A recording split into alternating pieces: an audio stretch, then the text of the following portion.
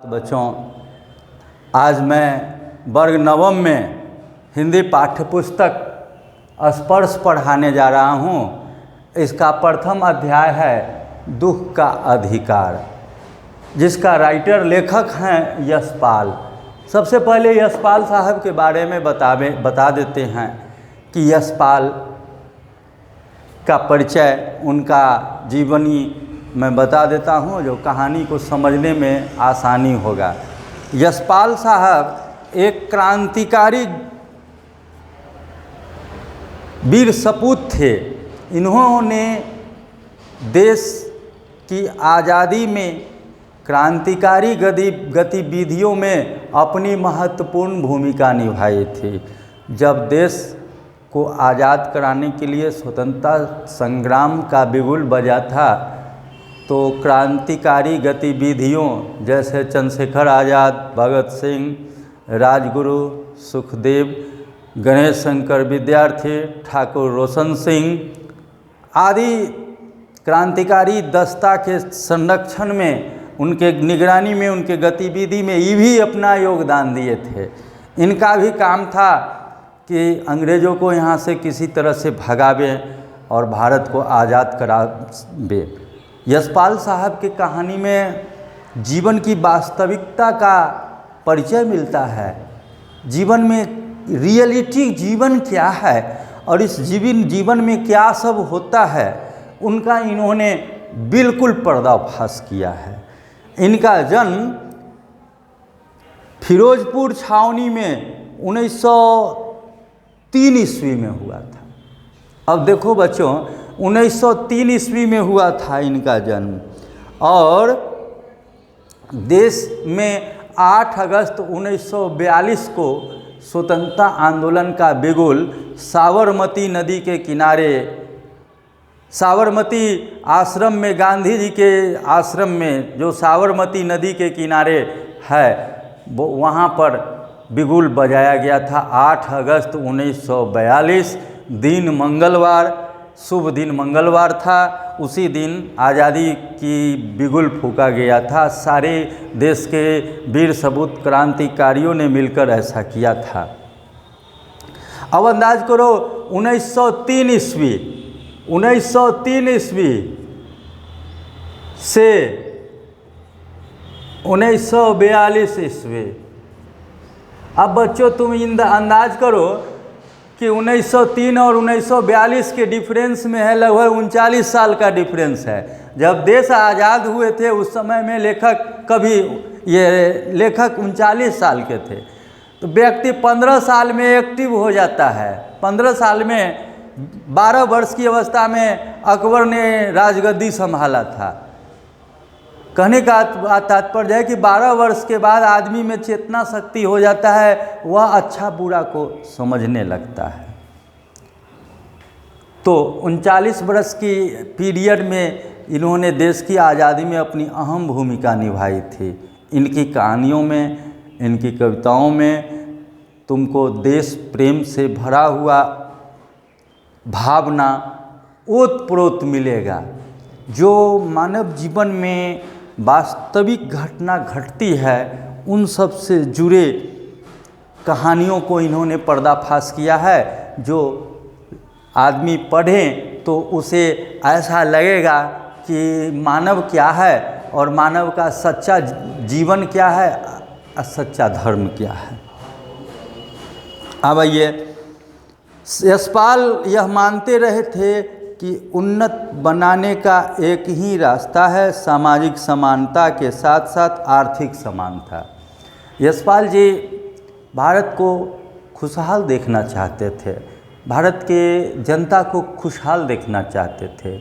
इसके लिए उन्होंने सामाजिक समानता के साथ साथ आर्थिक समानता का आधार बनाया कि यहाँ सभी लोगों को समान रूप से सारा अधिकार मिले, सभी को आर्थिक रूप से सब समान रहे। ऐसा नहीं हो कि केकरो बोरे बोरे नून आ केकरो रोटियों पर न नून। समझ रहे हैं ना, ये ऐसा नहीं चाहते थे। इनका कहना था, मानना था कि भारत के जितने भी बच्चे हैं, लोग हैं, वो सब भारत माता की संतान है। सभी को इस धरती पर समान रूप से रहने का अधिकार है, इसलिए सब में समानता होना चाहिए। किसी को परेशानी न हो, कोई दुखी न हो, कोई भूखा न रहे, सबको सुखी रहे, सबको इतना ज़रूर हो कि अमन चैन की ज़िंदगी जी सके। ऐसी समानता, आर्थिक समानता, सामाजिक समानता का सपना जसपाल जी देखते रहे थे। उन्होंने दुख का अधिकार कहानी लिखकर यह बताना चाहते हैं कि मानव के जीवन में दुख और सुख और दुख दोनों बराबर रूप से आते हैं और बराबर रूप से आना ही चाहिए, तभी जीवन का वास्तविक आनंद प्राप्त होता है। ऐसा नहीं कि जो बच्चा सुख में जन्म लिया हो और बुढ़ापा आने तक के उसको खाली सुख ही सुख मिले और दुख नाम का बदली के बादल उसके ऊपर अगर नहीं छाए, नहीं मंडराए, तो उसका जीवन अधूरा ही रह जाता है। सुख का आनंद तब आता है जब व्यक्ति को दुख मिलता है, और दुख मिलता है तब जब सुख मिलता है तो वो रियल आनंद प्राप्त होता है। अगर किसी व्यक्ति को जीवन में कभी सुख मिला ही नहीं और वह ज़िंदगी में दुख में जन्म लिया और मरणासन अवस्था तक वह दुख ही दुख में काट दे, तो ऐसे लोग को क्या कहेंगे? जीवन अधूरा माना जाता है। ऐसे लोगों को वास्तविक रूप से अगर चित्रगुप्त जी से मैं यही अपील करूंगा कि ऐसे लोगों को बिना उनका रिकॉर्ड डायरी देते हुए उनको स्वर्ग में दे दें, क्योंकि इन्होंने दुख में जन्म लिया और दुख में ही मर गए, कभी इन्होंने सुख नहीं पाया। ऐसे लोग महान लोग होते हैं। ऐसे लोगों को बिना कुछ रिकॉर्ड डायरी मेंटेन किए हुए इन्हें चित्रगुप्त जी महाराज को चाहिए स्वर्ग दे देना चाहिए।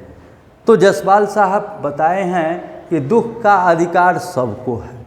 सब यहाँ लेखक ने दुख का अधिकार क्यों दिए हैं? सुख का अधिकार देता। आज सुख लेने के लिए सब मार करने के लिए तैयार हो जाता है कि हम सुख ही लेंगे, हम सुख रहेंगे। मगर अगर दुख बांटने लगिए तो दुख लेने के लिए कोई नहीं आएगा। दुख पर कोई अपना अधिकार नहीं व्यक्त करेगा कि दुख मेरा है, दुख पर मेरा अधिकार है और हम इसे लेकर रहेंगे। लेकिन सुख बांटिएगा तो 1000 हाथ खड़ा हो जाएगा, और दुख बांटिएगा तो 1 हाथ आगे नहीं आएगा बढ़कर आपके साथ। तो लेखक जी बता रहे हैं कि मानव के जीवन में दुख आते हैं, दुख को भोगना उनका अधिकार है, क्योंकि वो सुख को वही भोगे हैं तो दुख भी उन्हें ही भोगना पड़ेगा। तो दुख का अधिकार है उन्हें भोगना, उनसे फेसिंग करना, उसका सामना करना। तो इसमें यह भी होना चाहिए कि उस दुखी व्यक्ति को दुख का अधिकार, दुख को झेलने के लिए, दुख को सहन करने के लिए उसमें क्षमता हो, इफिशियंसी हो और समय हो। समय अगर नहीं है तो अपने दुख का भी अधिकार नहीं प्राप्त कर सकता है। जैसे एक इस कहानी में बताया है कि एक बूढ़ी है जो सड़क के किनारे खरबूजा बेच रही है और वह फपक कर मुंह ढके हुए रो रही है। अब बच्चों, किसी सड़क के किनारे कोई महिला अपना सिर मुंह ढककर यदि वह फपक कर रोए तो उस जगह पर से गुजरने वाला जो भी लोग जाएंगे उनका ध्यान उस पर जाएगा। कुछ उनमें से ऐसे भी लोग हैं जो परोपकारी होते हैं, कुछ ऐसे भी लोग हैं जो दूसरे के दुख को देखकर बर्दाश्त नहीं करते हैं, वो उनसे प्रभावित तो होगा ही। लेखक यशपाल जी ऐसे ही देखे थे। एक बार कोट पैंट पहनकर बाजार में निकले। बाजार में जाते हैं तो वह क्या देखते हैं? सो देखिए, मनुष्यों की पोशाकें उन्हें विभिन्न श्रेणियों में बांट देते हैं। सही बात है, पोशाक से ही पहचान होता है। पोशाक ही बताता है कि यह एयर फोर्स है कि नेवी है कि मिलिट्री फोर्स है कि बिहार पुलिस है कि एसपी है कि डीएम है, क्या है, कि डॉक्टर है कि इंजीनियर है कि टीचर है या कंपाउंडर है, क्या है वो, या नर्स है। कहने का अर्थ है पोशाक ही बता देती है कि मनुष्य का दर्जा किस तरह का, किस कैटेगरी का वह आदमी है। प्रायः पोशाक ही समाज में मनुष्यों का अधिकार और उसका दर्जा निश्चित करती है। सही बात है बच्चों। आज तुम पढ़ लिख करके तुम डीएम हो जाओगे, डॉक्टर हो जाओगे, तो तुम जब समाज में जाओगे तो तुम्हें दोनों हाथ जोड़कर लोग आदर से प्रणाम करेंगे और कहेंगे, कहिए डीएम साहब क्या हालचाल है, कहिए डॉक्टर साहब कैसे हैं। आपका दर्जा वह ऊंचा हो जाता है। वह पोशाक जो है, आप पोशाक में रहेंगे तो लोग देखते ही आपको पहचान जाएंगे कि डॉक्टर साहब आ रहे हैं या डीएम साहब आ रहे हैं। ऐसी परिस्थिति में उस व्यक्ति का दर्जा समाज में ऊंचा हो जाता है।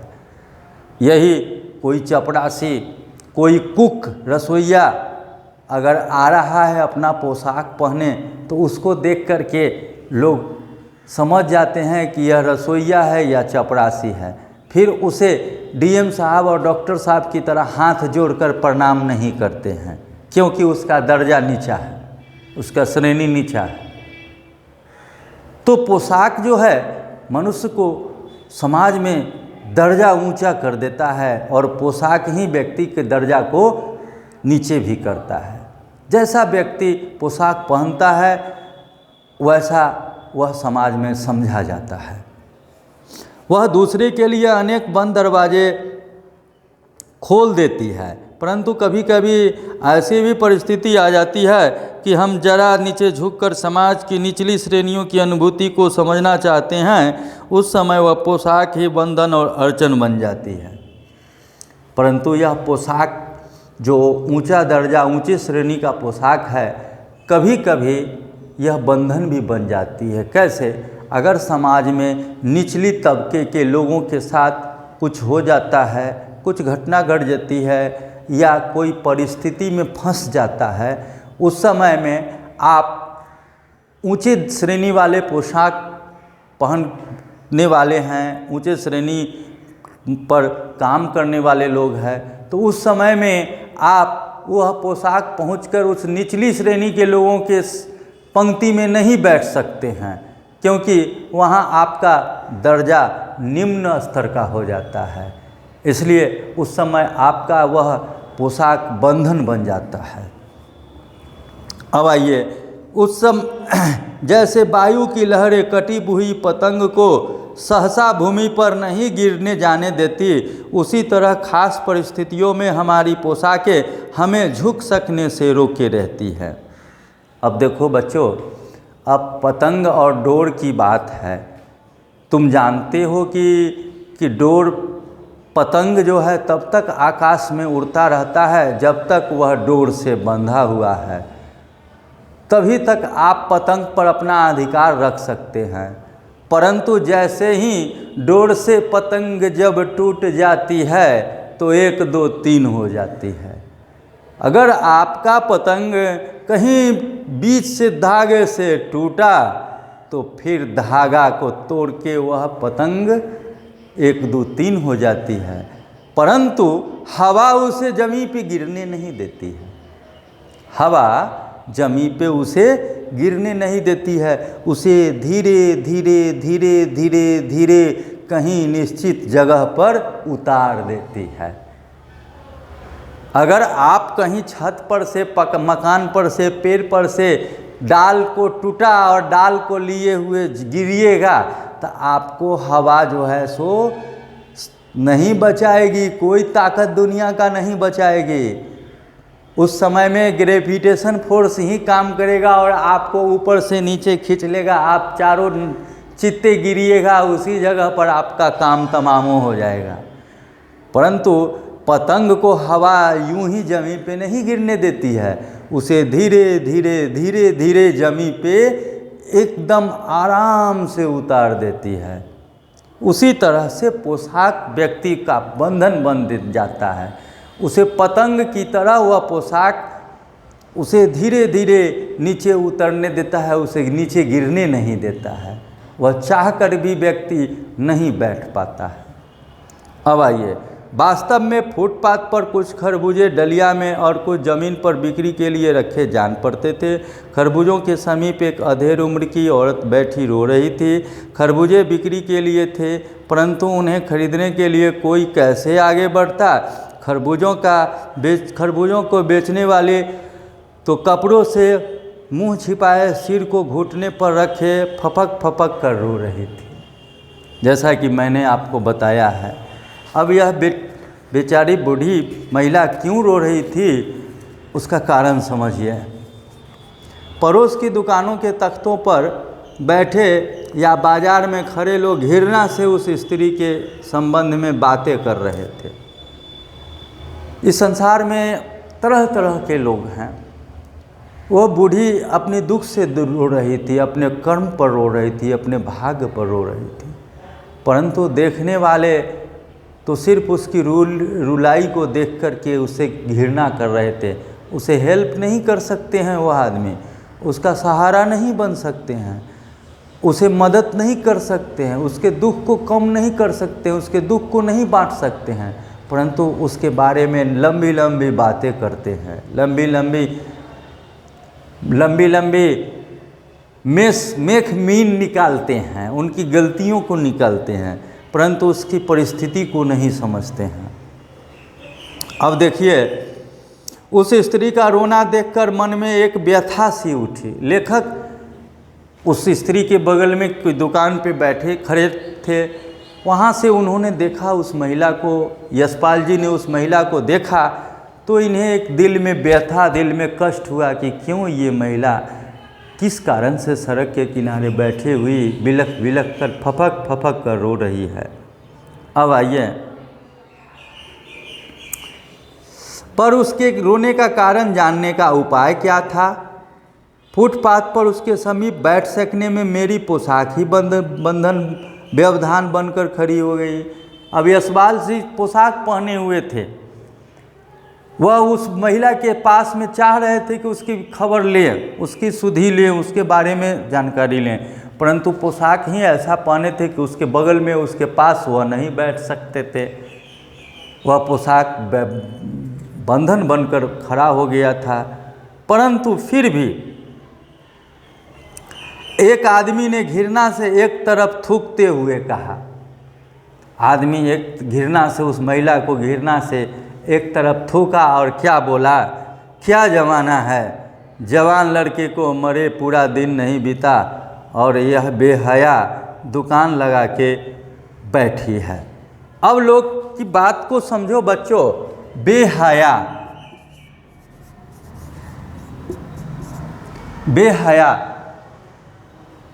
उस महिला को बेहया कह रही है। मही स्त्रीलिंग शब्द है। बेहया का पुल्लिंग शब्द में कहिएगा तो बेशर्म कहिए, निर्लज्ज कहिए, बेलज्ज कहिए, बेहया। हाँ, तो यह महिला के लिए है, स्त्रीलिंग वर्ड है, और महिला के लिए, उस बूढ़ी महिला के लिए प्रयुक्त हुआ है। क्या कहता है सो गौर से सुनो। हाँ, लड़के को मरे पूरा दिन नहीं बीता और यह बेहया दुकान के बैठी है, दुकान लगा के बैठी है। लोग कहते हैं कि इस बूढ़ी का लड़का मर गया है और लड़का मरने के बाद यह अपने लड़के की सुधि को छोड़ दिया है और यह खरबूजा बेचने के लिए चली आई है बाज़ार में। यह कैसी किस्म की महिला है, कैसी बेहया है, इसे तो घर पर रहना चाहिए, इसे यहाँ क्यों आई यह। अब आइए, दूसरे साहब अपनी दाढ़ी खुजाते हुए कह रहे थे, अरे जैसी नीयत होती है अल्लाह भी वैसी ही बरकत देता है। देखो बच्चों, ये मौलवी साहब अपनी लंबी दाढ़ी खुजलाते हुए बोले, जैसे बीरबल ने अपने दाढ़ी को खुजलाते हुए बोले थे कि चोर की दाढ़ी में तिनका, उसी तरह से यह मौलवी साहब अपन दाढ़ी को खुजला रहे हैं और कहते हैं कि जैसी जिसकी नीयत होती है अल्लाह उसको वैसा ही बरकत देता है। मौलवी साहब तो अपने नीयत की चर्चा किए, परंतु उसकी परिस्थिति और मजबूरी का चर्चा नहीं किए। उन्हें क्या पता है कि यह महिला किस परिस्थिति से गुजर रही है, वह अननोन है। किस कारण से वह रो रही है इस बात की पता उसे नहीं है, परंतु वह खरबूजा बेचने आ गई इस बात पर उसको ध्यान है कि यह बेहया है, इसका बेटा मर गया है और यह खरबूजा बेचने चली आई है।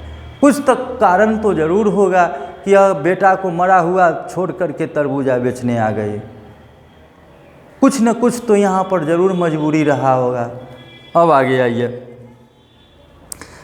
सामने के फुटपाथ पर खड़े एक आदमी ने दिया सलाई की तीली से कान खुजाते हुए कहा, अरे इन लोगों का क्या है? ये कमीने लोग रोटी के टुकड़े पर जान दे देते हैं। इनके लिए बेटा बेटी कसम लुगाई धर्म ईमान सब रोटी का टुकड़ा है। अब देखिए, एक सामने फुटपाथ पर खड़े एक आदमी ने दिया सलाई की तीली से कान को खुजलाते हुए कहा, कान क्या कहा? अरे इन लोगों का क्या है? मतलब क्या है? इन लोगों का क्या है? मतलब ये लोग का कोई नियम नहीं है, कोई वसूल नहीं है, कोई मंजिल नहीं है, कोई उद्देश्य नहीं है, कोई इरादा नहीं है। इनके लिए ये कमीने लोग, देखो ये कमीने लोग संबोधन कर रहे हैं। वो फुटपाथ पर कान खुजलाने वाला आदमी इन्हें कमीना कहकर पुकार रहा है कि ये कमीने लोग रोटी के टुकड़े पर जान दे देते हैं। भाई, रोटी के टुकड़े पर ऐसा इस धरती पर कौन आदमी है जो जान नहीं देता है? सब रोटी के टुकड़ा पर ही जान देता है, परंतु ये साहब, ये जेंटलमैन शायद रोटी के टुकड़ा पर ध्यान नहीं देते हैं, ये तो शायद सोना के टुकड़ा पर ध्यान देते हैं। इनके लिए रोटी का कोई इम्पोर्टेंस ही नहीं है, इसलिए इन्होंने ये बात कहा। इनकी बेबसी, इस महिला की बेबसी को तो इन्होंने नहीं देखा। क्या कह दिया कि रोटी के टुकड़े पर जान देते हैं। इनके लिए बेटा बेटी खसम लुगाई धर्म ईमान सब रोटी का टुकड़ा है। कहने का अर्थ है ये कमीने लोग ऐसे हैं कि रोटी के लिए किसी को कुछ नहीं समझते हैं, अपनी रोटी के लिए सब कुछ करते हैं। ऐसे होना भी चाहिए। व्यक्ति रोटी के लिए ही सारा कुछ करता है, नौकरी करता है, विदेश जाता है, जर्मन जाता है, अमेरिका जाता है, फ्रांस जाता है। क्यों जाता है भाई? वहाँ तो रोटी के लिए जाता है, परिवार को चलाने के लिए। परंतु ये कान खुजलाने वाले व्यक्ति शायद रोटी के लिए कुछ नहीं करते हैं। इसका मतलब है कि सोना हीरा के लिए कहते हैं। ये अगर इस बूढ़ी महिला को अगर ये कमीना कहते हैं तो मैं इनको महाकमीना कहूँगा, क्योंकि ये किसी की बेबसी को समझ नहीं रहे हैं। आगे आइए। परचून की दुकान पर बैठे लाला जी ने कहा, अरे भाई, उनके लिए मरे जिए का कोई मतलब न हो, पर दूसरे के धर्म ईमान का तो ख्याल करना चाहिए। अब आइए लाला जी। देखिए, ये लाला जी दूसरे की गलती को खूब ध्यान देते हैं, हाँ, परंतु लाला जी इतना बड़ा गलती करते हैं ये कोई नहीं ध्यान देता है। लाला जी जब हिसाब जोड़ेंगे ना यहाँ, तो ऊपर 32 के 2 हासिल 32 मान लेते हैं, ऊपर से जोड़ें तो 32 के 2 हासिल 3 बचा, तो 3 के जगह पर हासिल 5 कर देंगे। तुम अगर ध्यान से दिया तो ठीक है, ध्यान दिया तो कहेगा कि लाला जी गलती हो गया। अगर कहीं तू ध्यान नहीं दिया तो हासिल 32 के 2 के जगह पर एक बार 3 नहीं जोड़ कर 5 जोड़ देगा, 2 बढ़ा देगा पॉइंट। तो ये लाला जी कितना बड़का चोर है सो तो आप जानते ही हैं। ये चुप्पा चोर है। इसको पकड़ने के लिए दिमाग चाहिए। अगर तुम पकड़ लिया तो कहेगा सॉरी, गलती हो गया हासिल जोड़ने में। देख लो, अगर तुम अंदाज कर लो कि ये अगर दिन में अगर 100 आदमी के साथ ऐसा करता होगा तो ये कितना बड़का जल्लाद है। सो देखो ये दूसरे को क्या कह रहा है, उस बूढ़ी महिला को, कि इनके लिए क्या है, कोई मरे, अरे भाई इनके लिए मरे जिए का कोई मतलब ना हो, पर दूसरे के ईमान की तो ख्याल करना चाहिए। अब बताइए ये लाला जी दूसरे की ईमान का ख्याल करते हैं, ये पक्का बेईमान ही अपने हैं, समझ रहे हैं ना। और यह उस बूढ़ी महिला को कह रही हैं कि दूसरे का ईमान का ख्याल करिए। ये दूसरे के ईमान का ख्याल करते हैं, ये तो वाइट लुटेरा है। आइए अब आगे।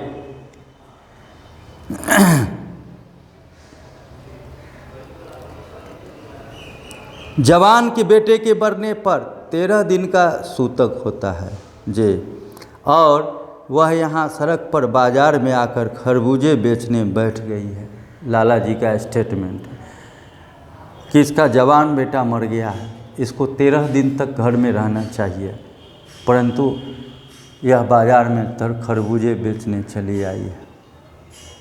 ऐसा यह कीचड़ उछाल रहा है उस महिला पर, परंतु यह उसकी मजबूरी को नहीं देख रहे हैं, उसकी बेबसी को नहीं देख रहे हैं। ये तो अपने धन्ना सेठ हैं, इनका तो पक्का ईमान सब कुछ पक्का है, ये आज तक कहीं कोई गलती करते ही नहीं है। वज़न लेने जाइएगा 1 किलो तौल कर देंगे 900 ग्राम, बुझ जाइए कितना पकिया ईमानदार है। सो आगे आइए।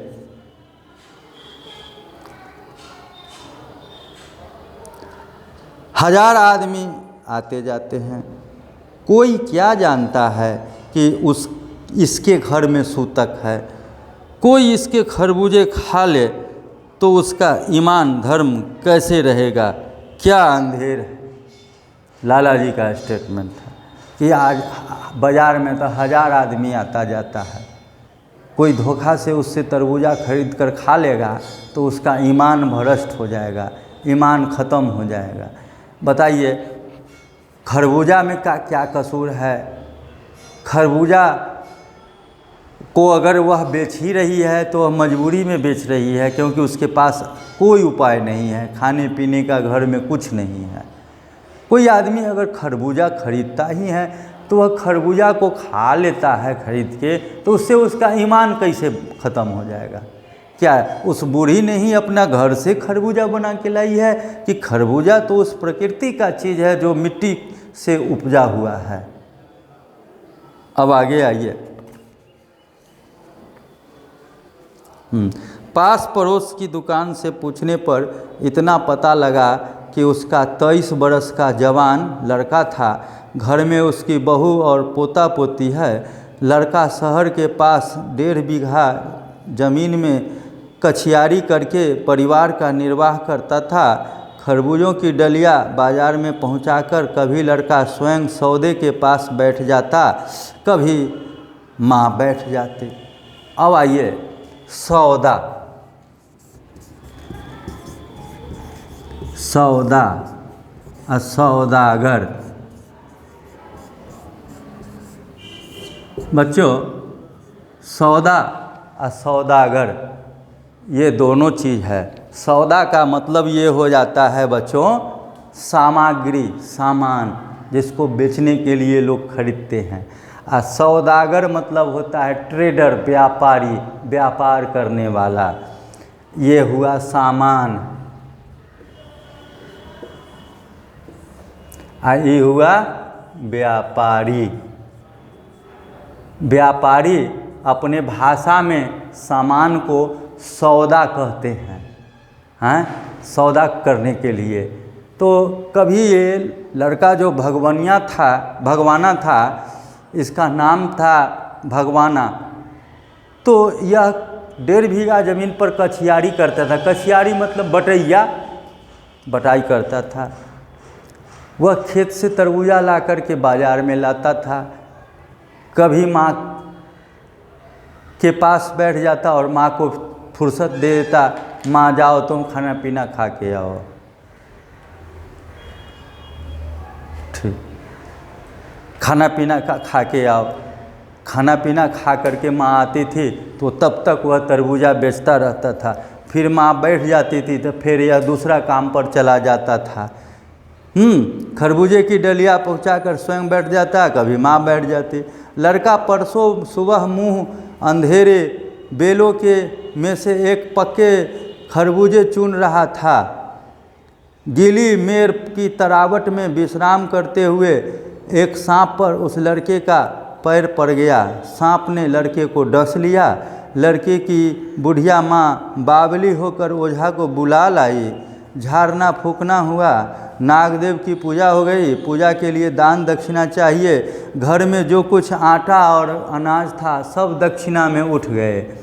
माँ, बहू और बच्चे भगवाना से लिपट लिपट कर रो रहे थे, पर भगवाना जो एक दफ़े मुंह चुप हुआ तो फिर न बोला। सर्प के विष से उसका सारा बदन काला पड़ गया था। देखो बच्चों, ईश्वर की विडंबना देखो, ईश्वर को कभी ऐसा नहीं करना चाहिए था। मैं ईश्वर से अपील करता हूँ कि ऐसा काम किसी के साथ मत कीजिए। उस बूढ़ी माँ का एक ही सहारा पुत्र था, भगवाना नाम था। वह बहुत ही आज्ञाकारी पुत्र था। ऐसा आज्ञाकारी पुत्र होना चाहिए सबको, इसलिए तो वह कम दिन तक ही अपनी माँ के पास रह पाई। आजकल के पुत्र नालायक होते हैं। वो दिन भर माँ बाप को अपना एटीएम कार्ड बना लिए हुए हैं। जब मन हो कार्ड लगाओ और रुपया निकालो। वह अपने माता पिता को एटीएम कार्ड बना लिए हुए हैं। माता पिता की आज्ञा को नहीं सुनता है, सिर्फ वही आज्ञा देता है अपने माता पिता को कि ऐसे करो, ऐसा होना चाहिए। तो आजकल के पुत्र कितने आज्ञाकारी है, वो भगवाना के बारे में पढ़ने से स्पष्ट पता चल जाता है। मैं तो कहता हूँ कि वो भगवाना कम ही दिन तक अपनी माता के साथ रही, परंतु आज्ञाकारी पुत्र बनकर रहा। मैं ऐसे पुत्र पर नाज करता हूँ। फिर बच्चों, इसके आगे नेक्स्ट डे पढ़ाऊँगा। धन्यवाद।